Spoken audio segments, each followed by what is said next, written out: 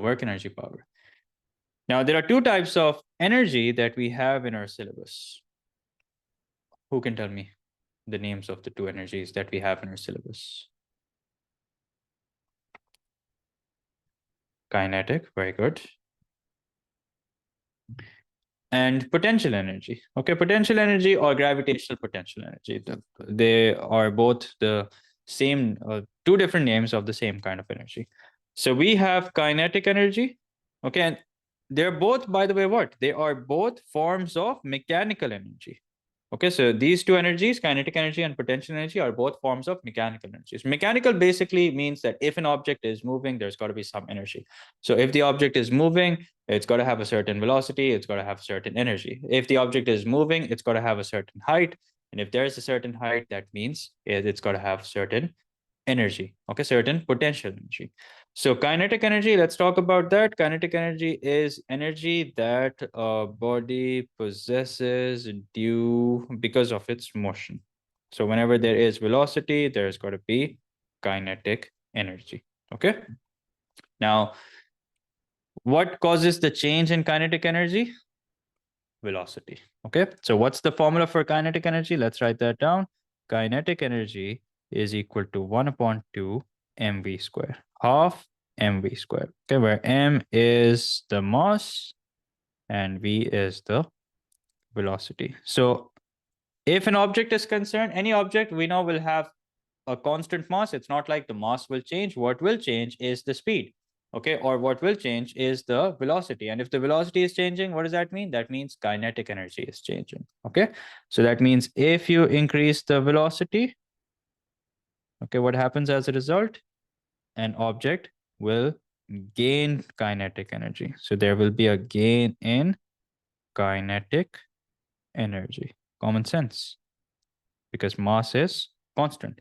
If, however, the velocity of an object decreases, that means there will be a loss in kinetic energy.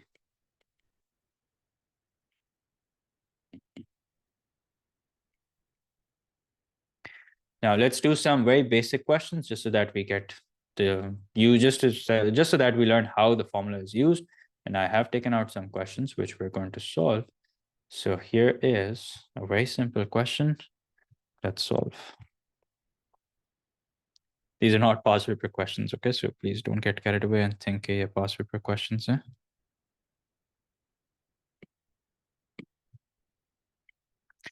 Find the kinetic energy of a body of mass 3 kg moving at 5 meters per second. So very simple. Half mv square. The mass is 3, the velocity is 5. Let's put this together. Let's see what we get. So kinetic energy, as we know, is 1 upon 2 mv square. So the mass is 3, 1 upon 2 times 3 times 5 squared. So 25, 25 times 3 is 75, 75 divided by 2. No, that's not the correct answer. I think it's going to be 37.5. 37.5. So that's the answer. 37.5. Which, by the way, what's the unit? The unit of energy is joules. Okay, so energy is measured in joules. Okay. What exactly is the explanation behind this, or what is this made of? That's not necessary, but it's necessary in physics. So, I'm not going to pay attention to it. Joules, and this letter that we use is simply J.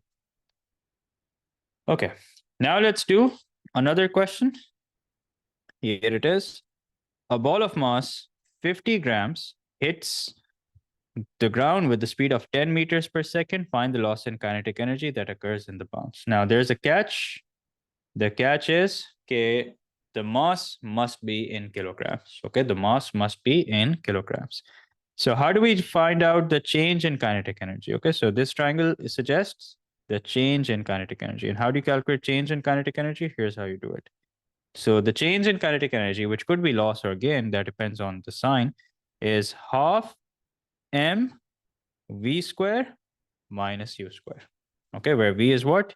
V is the final velocity.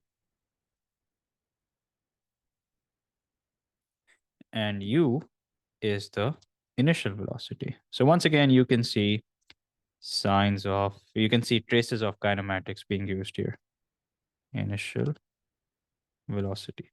So a ball of mass 50 grams hits the ground with speed 10 meters per second. So that means this is the initial velocity and this is the final velocity. So let's figure it out. Okay, there's no square on m. Sorry, I don't know why I've written that. So it's 1 upon 2 times m. Now be careful. M will be in kilograms. And how do you convert? Yeah, mass is not squared, sorry. So how do you convert grams to kilograms? You do so by dividing by 1,000 into v squared, which means 6 squared minus 10 squared. Okay, so let's work this out. 1 divided by 2 into 50 divided by 1000 into 6 square, which means 36 minus 100. So minus 1.6 joules, but we're not going to write minus 1.6 joules because the question has already used the term loss. So it's like when you're writing deceleration, you don't write down the minus sign. So the answer would be simply be 1.6 joules. So the loss in kinetic energy is 1.6 joules. Okay. Now, so this was just an introduction of kinetic energy. Now let's focus on potential energy, and then we'll be doing questions where we have to sort of use both of them together. So what is potential energy? Question for you guys. I don't want the formula. I want the definition. See, height. That's it. Potential energy is height. That doesn't make sense. Energy that's there at a height. Yeah, that's correct. So potential energy, here it is. It's stored energy. That's correct. It is this, which is why we say that it's potential energy. Potential means that it's stored. You know how we say someone has a lot of potential? That means there's a lot of good stored in them. They just need to use it. So this is basically what potential energy is. It's energy that a body possesses due to its height. It is energy that is released when object falls under gravity. So when an object gains, when there's an increase in height, the object gains potential energy. Okay. But as the object falls, the object releases potential energy. Okay. So that's how they work. So let's write that down as well. Let's write that down. So as the height increases, okay, or as the object gains height, as height increases, an object gains potential energy.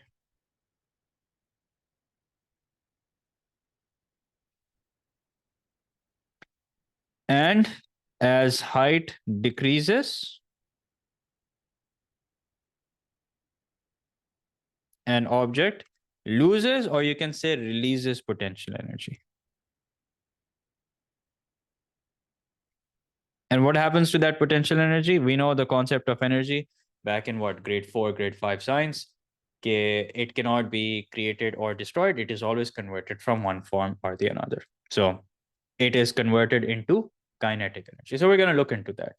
Achha, what's the formula to calculate potential energy? It's mgh. Okay, so the formula to calculate potential energy, or you can write it as PE or you can write it as GPE, is equal to mgh, where m is the mass, which must be in kilograms, and g is the acceleration due to gravity.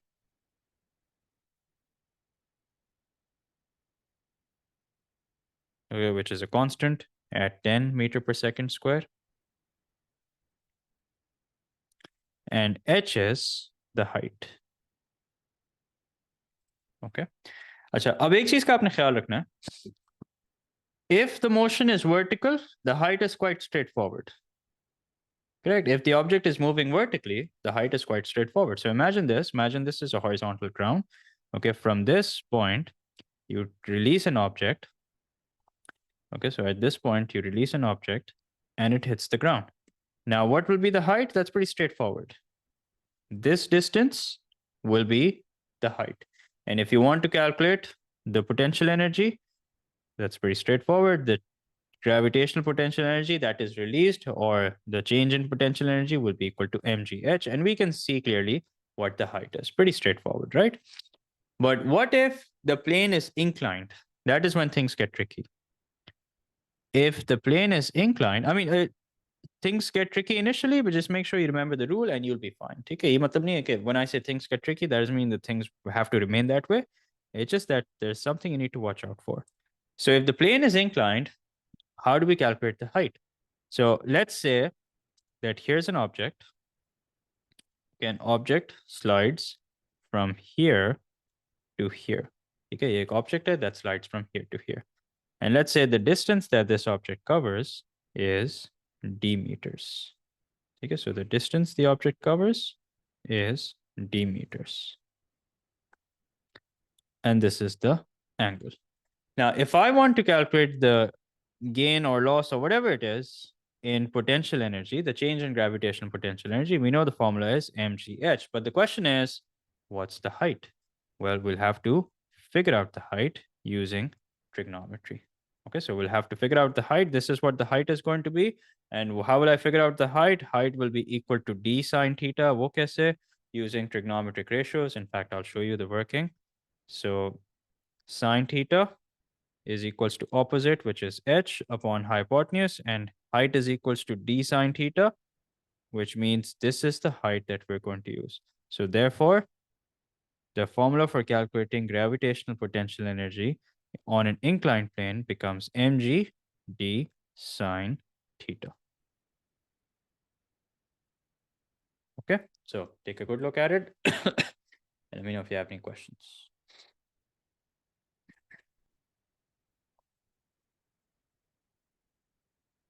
Okay, great. Now let's do some examples.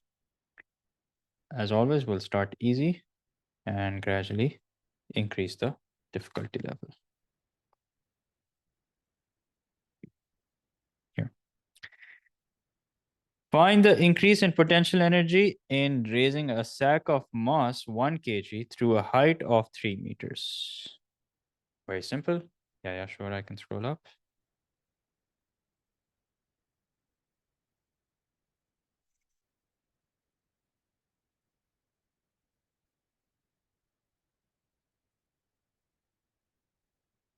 Okay. Now, find the increase in potential energy in raising a sack of mass 1 kg of through a height of 3 meters. Very simple. Remember, these are very basic questions. We're just solving so that we learn the use of the formula. Gravitational potential energy is equals to mgh. So the mass is 1, acceleration due to gravity is 10 as always, times 3. So the answer is 30 joules. No big deal. Okay. Now let's do another question.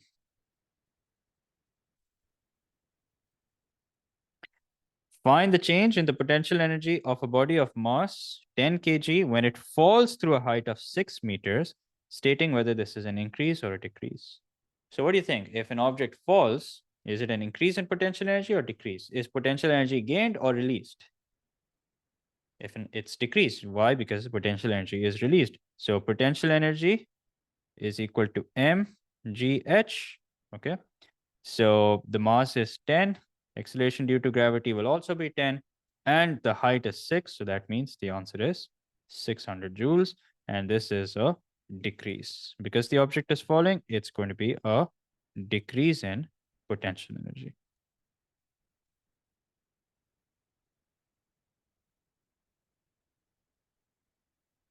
Okay, let's do another question. A tile of mass 1.2 kg slides down a roof that makes an angle of 35 degrees to the horizontal. Find the decrease in potential energy. Okay. Now, in this question also, I would recommend GPE. Yeah, that's correct. GPE gets converted to kinetic energy. Now, even though we don't really need to make a diagram over here, I'm sure you all can do it without a diagram, but a diagram will only help you get the correct answer. So the angle that the roof makes with the horizontal is 35 degrees. A tile of mass 1.2 kg. Now, just because it's a tile doesn't mean that you have to show it as a tile. Okay, you can just show it as any circular or any rectangular object. It really doesn't make a difference. Now, it's a 3-meter slide, and the roof makes an angle of 35 degrees to the horizontal, and we have to calculate the decrease in potential energy. So obviously, it's going to be decrease in potential energy because the object is sliding down. So how will I do that? GPE is equal to mgh. Now, because this is an inclined plane, so height will be equal to d sine theta, which means height will be equal to 3 sine 35. So the mass is 1.2. Acceleration due to gravity is 10. The height will be equal to 3 sine 35. So this will give you the decrease in potential energy. Let's see what do we get. So 1.2 times, make sure that your calculator is in degree mode, 1.2 times 10 times, just make sure you reset your calculator. So those of you who don't know what that is, just reset your calculator. 3 sine 35. So what do we get? We get 20.648, which means 20.6 joules is the decrease in gravitational potential energy. Okay. Now, so this was just an introduction to potential energy and just an introduction to kinetic energy. Now, like I said, like I've been saying again and again, these are not the kind of questions that you will have in the exam. We were just introducing ourselves to the formula. Now we're going to look at something known as the very basic rule of law of conservation of mechanical energy. Okay, so this is what the law of conservation of mechanical energy says. Let me fix it. Let me write it properly, and then I'll read it out loud, and I'll also explain it. So law of conservation of mechanical energy says the following, that the total amount of mechanical energy. Now, what do we have in mechanical energy? In mechanical energy, we have two energies. Okay, what are the two energies that we have? We have the potential energy. That's one form of energy. And the other form of energy is the kinetic energy. So these are the two energies that we have in mechanical energy. In a closed systems, in the absence of forces such as friction or air resistance remains constant. Okay, so that means as long as there is no loss. Now, when is there a loss? There is loss when there is friction, there is loss when there is air resistance. Okay, that is when energy is lost. So as long as there is no loss, as long as there are no forces such as friction or air resistance or any form of resistance, the mechanical energy remains the same. Okay. Why? Because mechanical energy is basically the sum of kinetic and potential. So if there is a decrease in one, if there is a decrease in kinetic energy, there is an increase in potential energy, and vice versa. If there's an increase in kinetic energy, there's a decrease in potential energy. That's how it works. So following this, this is basically what we conclude. What we conclude is this, that the total the change in kinetic energy is equal to the change in potential energy.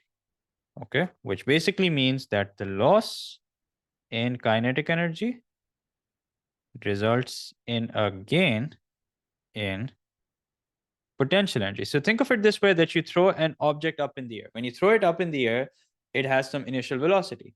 As it's rising and rising, the velocity is decreasing. Okay, and as the velocity is decreasing, the kinetic energy is decreasing. And when it comes to a point where it's, for a fraction of a second stationary in the air, that is when there is no kinetic energy, and all that kinetic energy has been converted to what?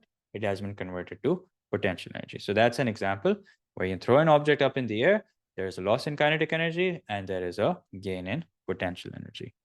Or now if the object is falling down, as the object is falling down, there will be a gain in kinetic energy because the velocity will start to increase. And as a result, because it's falling down, the height will decrease, which means that there will be a loss in potential energy. And they will both be equal. If there's no friction, there's no air resistance, they will both be equal. Okay, which is why we say that if there is an object which you throw up in the air, so here's the object. So this object is thrown up in the air. This is point A, suppose, and suppose this is point B. So suppose this is point A, suppose this is point B. So we say that the total energy at A is equal to the total energy at B. Okay, so whatever energy that we have at A is equal to the energy at B. There may be different types of energies. Obviously, there'll be different types of energies, but the total remains the same. If and only if there is no form of resistive force. Okay, if and only if there is no form of any resistance. Okay, so let's see how we can use this concept. And we could have used this concept earlier as well. Like, for example, when we were doing kinematics questions, you might have seen in the marking scheme the question using this concept to solve a question, okay? Or maybe in the case of inclined planes, when there was a smooth plane and there was no external force, you might have seen the question using the concept of law of conservation of energy to solve questions like these. And I'll show you exactly how we can use this concept to solve questions like the one that I have.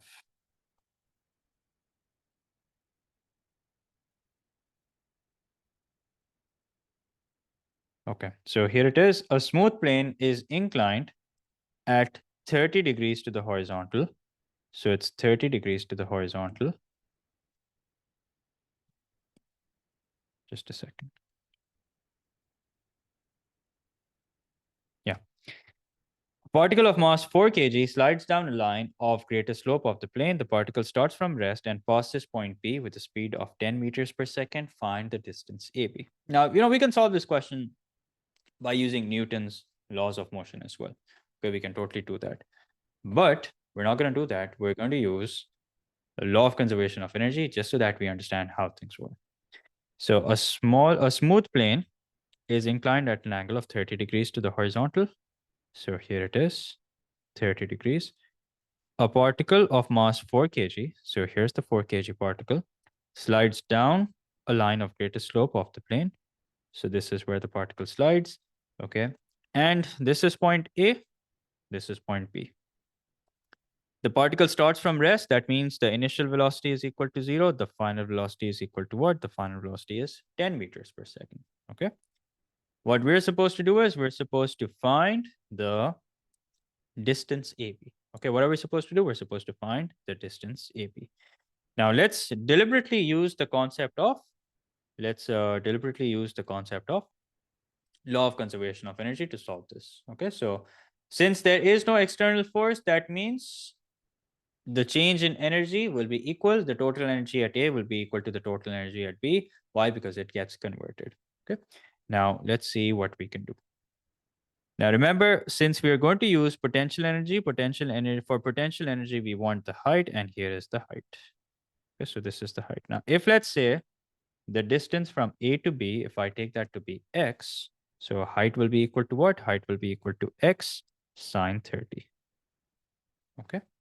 Now the law of conservation of mechanical energy says the following. Using the law of conservation of mechanical energy, the loss in gravitational potential energy will be equal to the gain in kinetic energy. Now, how will I calculate the loss in gravitational potential energy? That would be mgh. How will I calculate the gain in kinetic energy? That would be half mv squared. If you want, you can cross out m and m because eventually they're going to get canceled. So you can do that from the beginning. Now, g is 10. What about the height? Height is x sine 30. Okay, and this is equal to what? This is equal to 1 upon 2 times v square. So 1 upon 2 times v square, or you can, since we're talking about gain in kinetic energy, it's basically going to be equal to v square minus u square. And what's v square minus u square? That would be equal to 10 square minus 0 squared. Okay, just so that we use the exact formula. We can see the exact formula. Now, sine 30, if you know, is half, so half and half also cancels. Okay, and this is what we're down to. We're down to 10x is equals to 100. Yeah, and what's x equal to? X is equals to 10 meters. So that means AB, the distance between AB is equals to what? Is equals to 10 meters. So this is how you can use law of conservation of energy to solve questions like these. Okay, now take a good look at it. Let me know if you have any questions.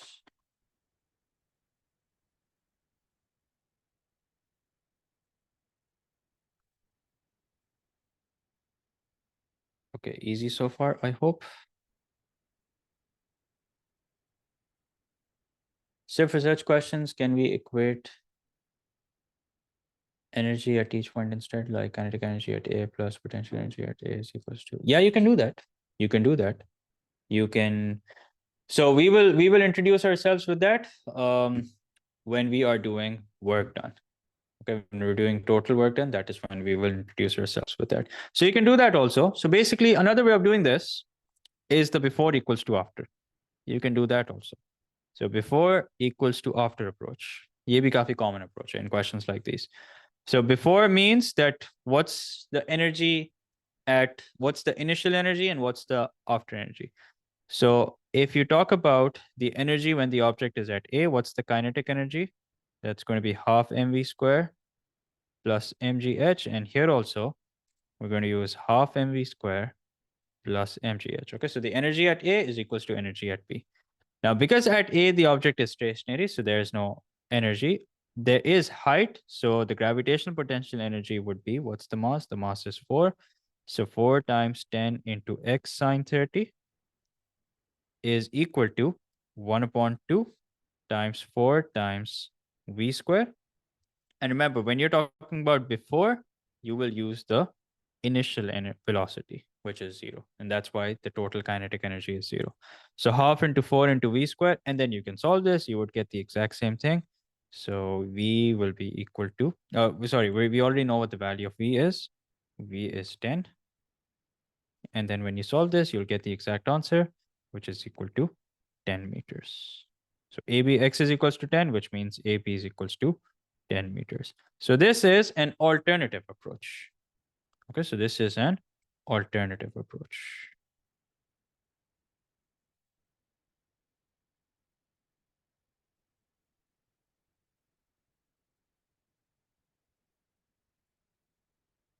Okay.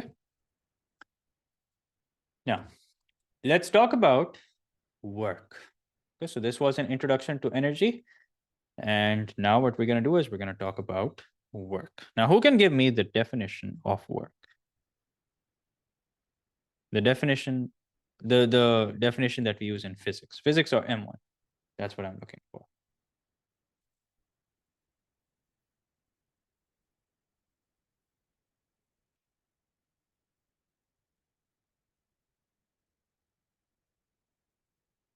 Force into distance, that's correct. Scroll up, yeah, sure. There you go. So basically, if there is a force which causes an object to move, that means there is work done. Simple as that.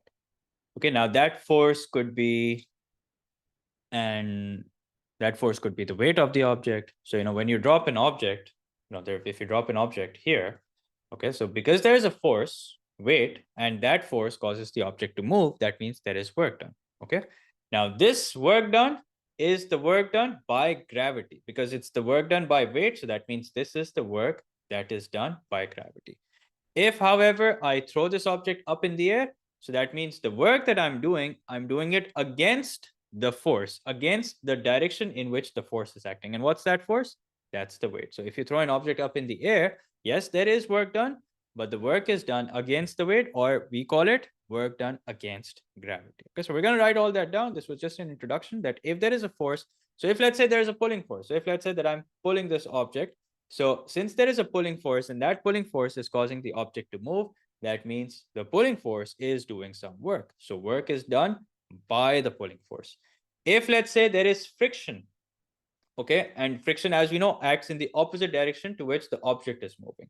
So if friction is acting in the opposite direction and I'm pulling it in another direction, that means the work that is done will be considered against friction or against resistance. Okay, so there's a very simple way to figure out whether it's by or against. When it's moving in the same direction as the force is acting, we say that it's work done by the force. When it's moving against the direction in which the force is acting, we say that the work is done against the force. Okay, so this by and against analogy is something that students tend to mix up, but it's very easy. We'll write it down. Don't worry if let's say you understood but you didn't. If you don't recall exactly what I said, nothing to worry about. We'll write all of this stuff down. So here is the definition of work. In mechanics, in physics, basically. So when I say mechanics, it basically means physics. So in mechanics, work done is the measure of energy transferred when a force is applied to an object, causing it to move in the direction of the force. So like I said, if there is force applied and that force causes an object to move, that means the work is done. Now, if the force and the direction are in the same direction, we say that the work is done by the force. Okay.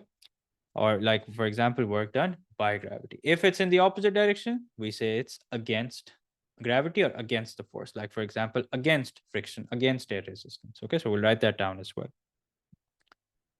So here, if an object is moving down, ठीक है, अभी इसको हम जरा draw करके भी देख लेते हैं. Let me erase this. So if an object is moving down, it is said that work is done by the weight or work done by gravity. Now, why is that? Very simple. So if you have an object which is moving down, that means the object is moving in the same direction in which the weight is acting. Okay, so if you look at the direction in which the object is moving, it's moving in the same direction in which the weight is acting. Weight is acting downwards and the object is moving downwards as well. So because it's the same direction, what do we say? We say that the work is done by the weight, or we say the work is done by the gravity. So you're not doing anything, it's gravity that's doing all the work. Okay. So इसके नीचे आने में, like for example, इसके नीचे आने में मेरा कोई कमाल नहीं है. I'm not doing any of the work. The work is done by gravity. Okay, which we don't see, but we know very well from experience that it's there. Okay. Now, if however, let's say this is the,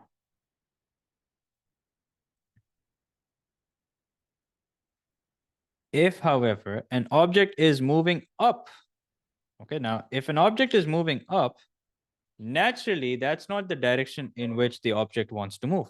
Okay, naturally every object wants to move in one direction, and what's that? That is down. You know, unless of course you have like a helium balloon or something. But naturally, any object with a significant mass wants to move in one direction, and what's that? That is down. But if an object is moving up, that means it's doing so against its will. Its will is that it wants to move down. But if the object is moving up, so that means, yes, there is work done, but the work that is done against the weight. Okay, so if an object is moving up, now for whatever reason it's moving up, whether it's being pulled or whatever, that means the work that is done is basically done against the weight, or we say that the work is done against gravity. So here's an object, let's suppose.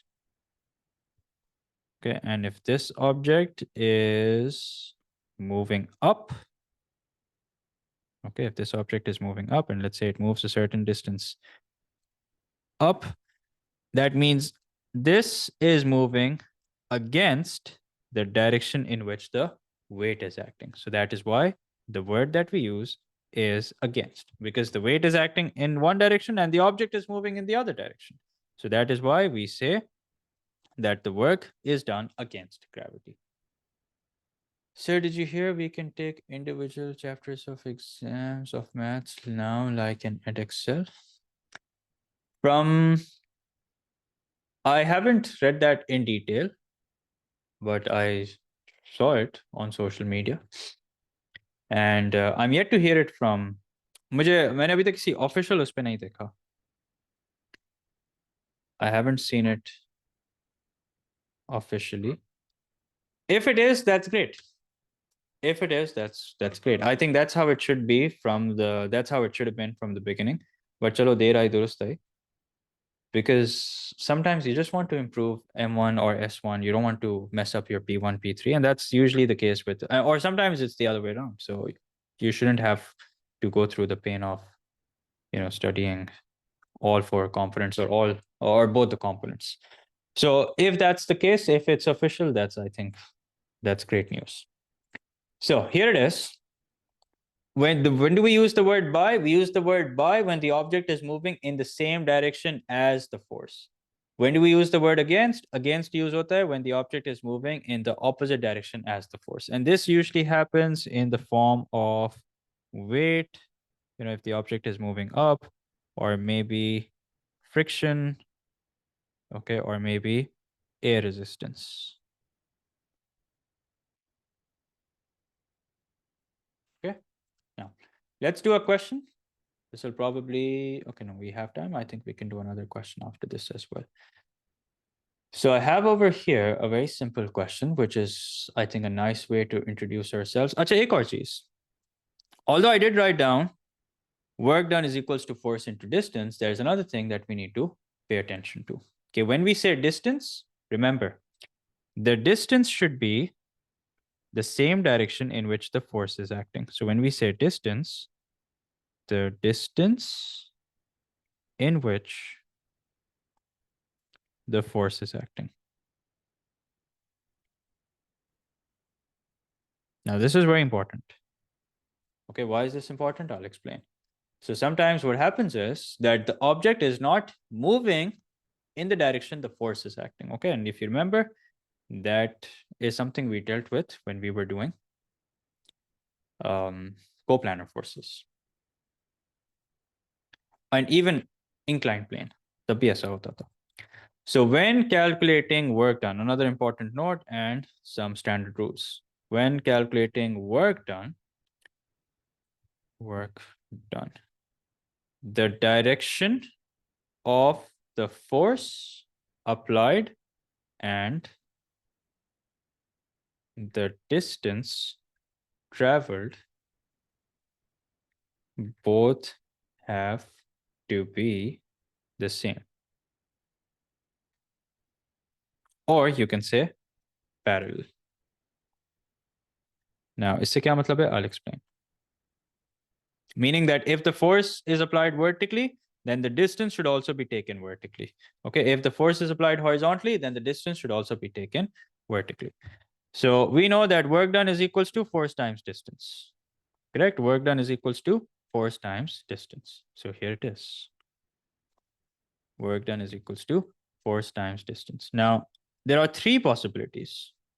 Now, one is the very likely possibility and the very simple and straightforward one, that you have an object here. Okay, and there's a pulling force. And that pulling force causes this object to move from here to here. Okay, let's say the distance that it moves is d meters. Okay, and the pulling force is F Newton. How would you calculate the work done? Very simple. The work done would be equal to force multiplied by the distance. Okay? Acha, unfortunately, things are not going to be so straightforward.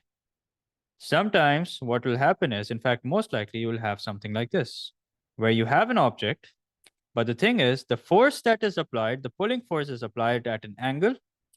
Okay, and that angle, suppose, is theta. And what that does is that causes this object to move from here to here. Okay, and once again, let's say the distance that it moves is d meters. Now, how will I now calculate the work done?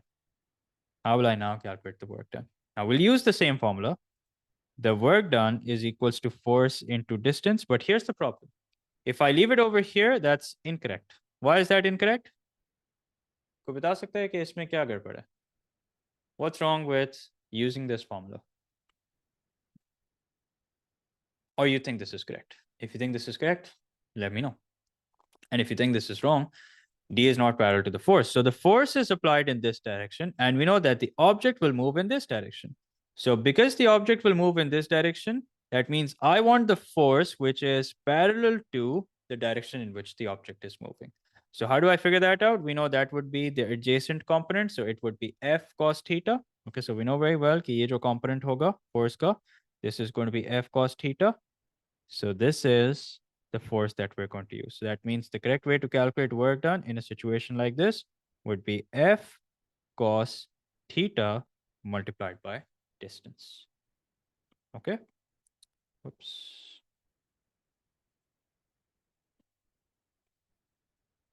Achha. Up the third and the final possibility. So here it is, the third and the final possibility. And that is when you have an object on an inclined plane. Okay, so when you have an object on an inclined plane, and let's say the object is here and it moves here.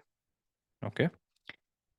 And you want to calculate the work done against gravity. Now, work done against gravity, by the way, is the same as the potential energy. Okay, so don't get confused. Work done against gravity and the change in the gain in potential energy is the same thing. So if you want to calculate the work done against gravity, if let's say this is the direction in which the object is moving, okay, so what are you going to do?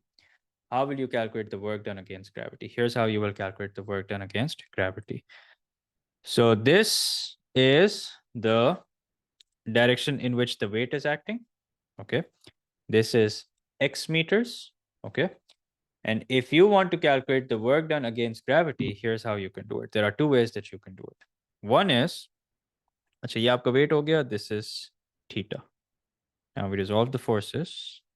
This is the component which is perpendicular to the plane. This is the component which is parallel to the plane.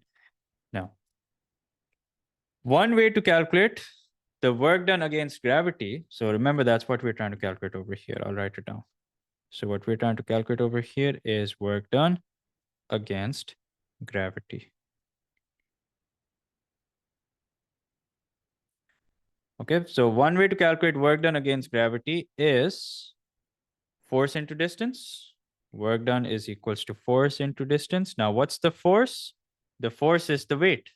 Okay, the direction in which the object is moving is up. So the work done against gravity will be equal to W into H. And then if you think about it, what's W equal to? W is equals to mg and then H. And that is when we realize that the work done against gravity is basically the gain in gravitational potential energy. Okay, so that's a rule. Okay, work done against gravity. Work done against gravity. And I'll explain this shortly. Work done against gravity is basically the same as gain in gravitational potential energy. Okay? So basically, if I throw this object up in the air, there is work done and work is done against gravity. Okay, the work is done against gravity. And that same work done is equal to what? That same work done is equal to the gain in potential energy. Okay, so that's one way that you can calculate work done against gravity. Another is this.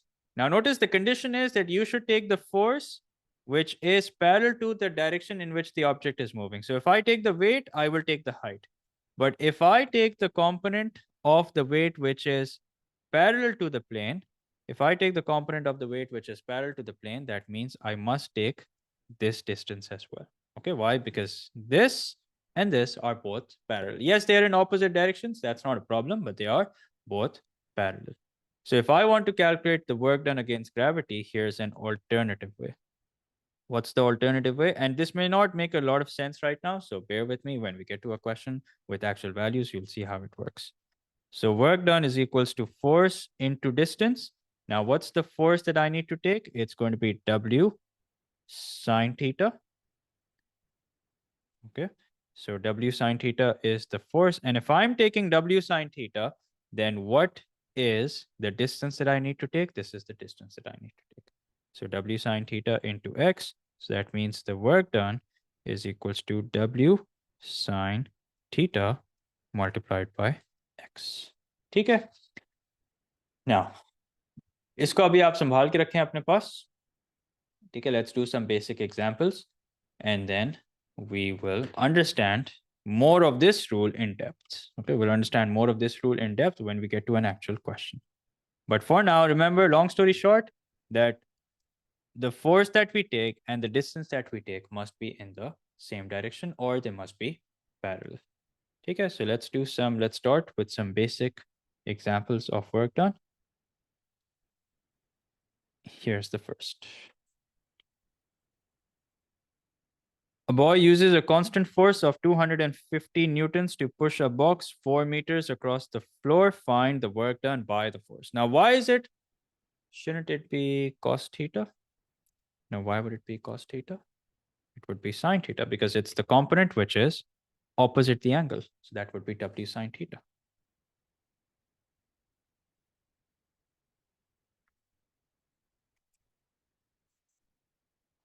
We didn't calculate H. If you're thinking that we worked out H, we didn't do that.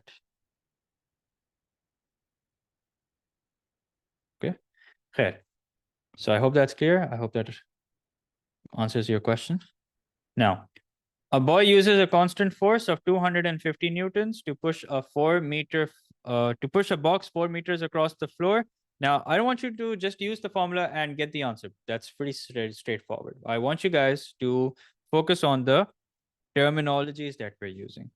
The term here is by the force. Now, why is the term by the force? Because the force, the direction in which the force is applied and the distance that the box moves are both the same. Okay, meaning that they're not just parallel, but they are parallel and in the same direction. They're both pointing in the same direction. So that's why the answer will be work done by the force, and that would simply be equal to 250 times 4. And what's that equal to? That's equal to 1000. Achha, I don't know if I mentioned that work done has the same unit as energy. It's joules. Okay. All right. Now let's do another example.